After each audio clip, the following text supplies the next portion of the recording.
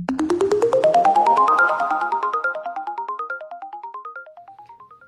guys, out there in Bartonella world. Welcome to my bedroom where my curtain's not hung up. Yeah, I washed them. They were new. I didn't like the lines in them, and I have not hung them up yet. And this is what I look like after I get out of the shower and take a bath. See, when I'm in the bathroom taking a bath and a shower, all these thoughts go through my head as far as making a video. So I said, before I forget, let's make the video. So anyway, on to a little bit of history about myself. We'll go back to when I was 38 years old and I first had my first real Herxheimer reaction. So I had noticed, and I always notice this before I have Herxing now, before I actually have like quite a few months of flare-ups, that I'll feel off balance prior to having a Herx. Sorry for the shakiness of the camera. This is being balanced on my bed. So I was feeling really tipsy. I was DJing and I was really worried. People thought, well, you smoke cigarettes, that's probably it. But I knew it was more than that because I've been having these Bartonella symptoms for, it was about 21, 22 years at that point, so I knew I was different from other people. People used to tell me when I was younger, oh, you're too young. Then as I started getting a little bit older, oh, you're still too young. Oh, you're young. Wait till you get older, you'll feel worse. And I can remember thinking to myself, no, I'm not going to feel worse. But the day of Herxheimer came, I did feel worse. And my mother, at 74 years old, feels better than I do at my age, so. Anyway, I woke up and I could not function. My brain felt like it was all swollen inside. I was feeling really dizzy. I was getting nervous, panicky. I had to put on my reading glasses to see. I never took them off again afterwards. What I mean by that is I wear them all the time now. My leg was dragging. I went to wipe down my table with the dishcloth, and I went to toss it into the sink, and my arm went like this, and it went way, like, 8 feet away from where it was aimed to go. I had no control over my limbs. I got scared. I called up my boyfriend's mom, and I was crying on the phone to her. I said, something's seriously wrong with me. I couldn't handle the sunlight. I couldn't handle sound. My words were kind of slurry. I was almost like a stroke victim. And I eventually got in to see a doctor, and he ran a bunch of blood work and said that I was fine. My boyfriend had a dog that had all the strange symptoms that I had, and he was looking up symptoms on his dog couple years prior and came across Lyme disease. So I thought I had Lyme, and I still believe I have it. My doctor believes that I have it too, but I've not had a blood test ever come back positive for Lyme. I've had them come back inconclusive, and you know me, anybody that knows me knows I don't believe in inconclusive tests. So, at any rate, I got tested for Lyme. It came back inconclusive. They put me on doxycycline for 2 weeks, told me to come back in for another test, a follow-up. Went back, test came back inconclusive again. Doctor says, nah, you don't have it. Well, you guys know the story. We know we have stuff. So, anyway, I was seeing this doctor. I couldn't handle any kind of light. I was begging them to shut the light off in the doctor's room. All the symptoms that I had mentioned, and he could not figure out what was wrong. He says, well, I think you have a sinus infection. Really? I'm like, okay, so you think I've got a sinus infection. Should that have anything to do with the way I walk and the gait and the dragging foot and this and that? Nope. So I kept seeing him, and eventually my Herx started to go away. And I had seen a heart specialist because when I was having problems with the foot drop, he thought that maybe I had COPD. And he sent me to go and get an EKG. And I couldn't do it. Not because my limbs couldn't hold me, not because of anything that a heart person would have a problem with, but because I was so damn dizzy. And when they started the machine, I told them to stop it, that I was going to fall down. She sped it up. And my days of gymnastics came back to me. I jumped up way up over the bars that you hold on to, over all their heart monitor equipment, everything that was attached to me, over a space, and onto a bed with wheels. Then I broke down crying. But at any rate, yeah. They couldn't do that test. I had CAT scan done, nothing showed up. I denied the dye because my biological grandmother has problems with sulfur, and there was like sulfur in that specific dye. Let's face it, when we have this disease, we don't need added chemicals put into our bodies. All this dye and crap. Yeah. But anyway, yeah, so I started to get better. The herx went away, but I still had lingering effects. Every time, like, I got a new symptom with each herx, it always lasted. Like, I got a numb face one year in this little area right here. That never went away, so whenever I get a temporary flare-up, like if it gets really warm, I'll feel that tingling, I would feel that tingling right there in that spot, even though I wasn't having a full-blown herx. And over the years, every time I had a new one, that numbness went up farther in my face, down further. Then it finally got to be where it was like half of my face, excluding this, and it went way back, where it would only end here, end up going back by my ear. And most recently, it moved over to this part of my face some. Let's see, what else did I go through? Oh, I saw an ear specialist because my hearing was so accentuated. Nothing there, like I mentioned in prior videos. He thought the problem was the way my brain was taking the input of sound and how I was responding to it rather than my hearing, because my hearing was good. Finally, I had a really bad, worst herx reaction ever in the summer of 2012. I could not get out of bed. I laid on my stomach every day. I couldn't look up. I couldn't lay on my sides. I couldn't lay on my back. I was so dizzy. I laid on my stomach, and I would hold a book below me, and I would just read. So I went to the doctor. I was real spacey, with all the typical symptoms that you get with a herx reaction. I had all of it. And he looked at me and he said, "Get her tested right now," because I was like clinging onto my boyfriend. I'm like, "God, please don't let me go. Get me out of here. I can't stand the lights, the noise, these nurses running around. Just get me out of here." So the doctor said, "I've seen you before, and it seems to me like you're on some sort of drugs. I want her tested for drugs. I want her tested for bath salts. I want her tested for this, for that." Roger says, "Test her for Lyme again. Test her for heavy metal exposure. Test her for this." So the doctor says, "Why?" He goes, "I want her tested for anthrax too." So now they're taking tubes and tubes and tubes of blood, and they got to about 8 or so, and I started sliding right down in the chair. I was going out. And I remember I was told that I had to pee in a cup. I needed somebody to walk into the bathroom with me, because that was the drug test. And I asked if my boyfriend could walk in. They said no, because he could pee in it for you. I said, "Can I have a nurse walk in? Because I can't even stand up. I have no strength." So a lot of good the nurse did. She walked in. She didn't even hold on to me. She walked way over the other side of the room, faced the corner, everything.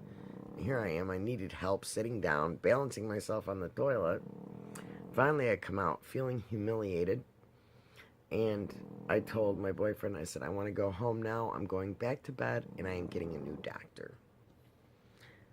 So, after seeing that doctor for 3 or 4 years, I went to a new one in a whole different facility, and I thought he was going to be really good, because when I walked in there, I explained my problems to him, and he says, "Well, it sounds like you have multiple sclerosis." And there's one thing that I did forget to leave out.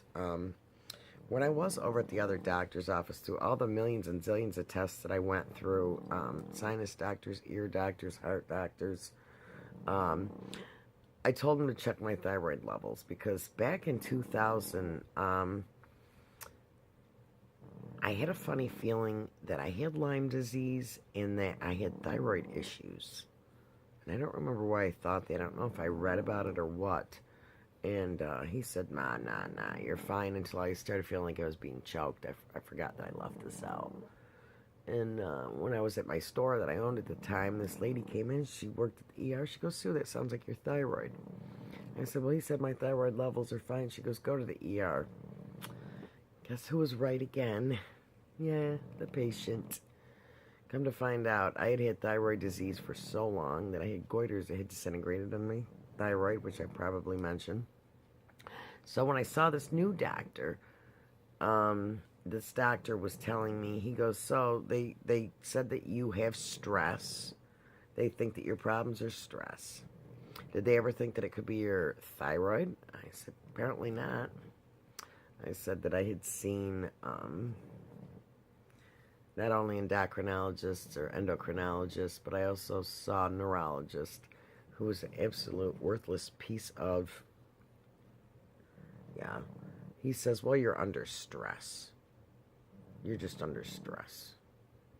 Like, stress doesn't make your foot drag. Come on, people. What the hell's the matter with you? And I remember leaving crying. I was under stress when I left because he didn't get to the root cause of it. But at any rate, so this new doctor ran a blood panel with like about 10 tubes of blood. He also checked for Lyme because I said, there's some sneaking suspicions that I may have Lyme because I remember having a couple rings on me when I was younger before I knew what Lyme disease was. And that Lyme test came back negative. And he checked for gluten, he checked for everything, and he says, well, the only thing that seems to be off with you is your cholesterol and your thyroid levels. So he went to put me on thyroid medicine, which I had already been on prior, and I had a bad reaction with. I said, nope, can't take it. And I was seeing him on and off, and I kept telling him, I know I've had Lyme. I just know I've got Lyme.